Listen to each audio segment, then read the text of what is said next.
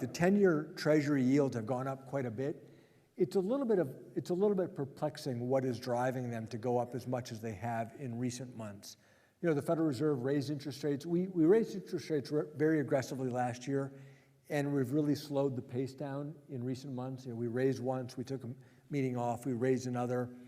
And so why are Treasury yields climbing now? It's a little bit hard to know. One story that we're looking at is there may be more optimism that there's more economic growth in the U.S. economy for the next 5 years or next 10 years.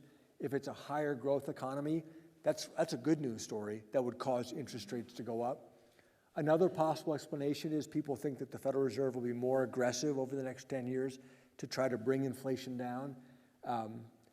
It's possible. Generally, Federal Reserve policy works in, say, 2 or 3 years ahead.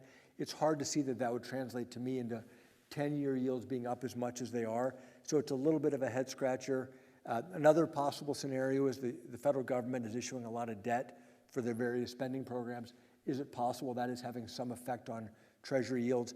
One place, and I'm getting very technical very quickly, it's just a complicated question. Traditionally, you would think that if the federal government is issuing a lot of debt, that would show up in high inflation expectations 10 years in the future. So we're seeing higher Treasury yields, but we're not seeing high inflation expectations out 10 years. So it's that combination of factors that's a little bit puzzling right now to understand what is the actual signal it's sending us. And that's an example right now of we're getting mixed signals from the data and we're trying to make sense of it. Traditionally, when central banks raise interest rates, especially if they raise them quickly, it can often lead to a rapid downturn in the economy. It could lead to a recession. There have been a lot of recessions in the world and a lot of recessions in American history, some of which are caused by the Federal Reserve raising interest rates to try to cool down the economy. One of the big surprises, positive surprises for me in the past year, is that we've raised interest rates aggressively and the economy has remained remarkably resilient, more resilient than I would have guessed. And the job market has remained remarkably resilient, more resilient than I would have guessed. So on one hand, so for example, the unemployment rate got down to as low as 3.5% nationally.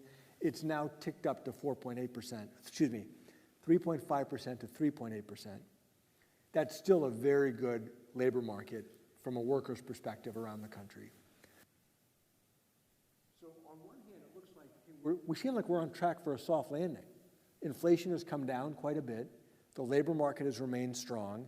Maybe we can get inflation all the way back down and avoiding a deep recession. That's what I would call a soft landing.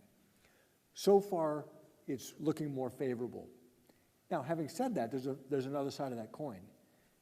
If inflation is still too high, and if inflation hasn't come all the way back down yet, might we have to do more with monetary policy? If the economy is more resilient than we understood, then we may have to step on the brakes harder. And if we have to step on the brakes harder, then maybe that means that we still don't get the soft landing that we're hoping for. So, so far, things are looking hopeful, but it's too soon to declare victory.